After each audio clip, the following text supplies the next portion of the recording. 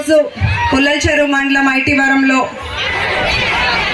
substation కార్యక్రమానికి శంకుస్థాపన కార్యక్రమం, అలాగే ఎన్టీఆర్ విగ్రహావిష్కరణ, దాంతోపాటు సుపరిపాలనలో తొలి అడుగు కార్యక్రమంలో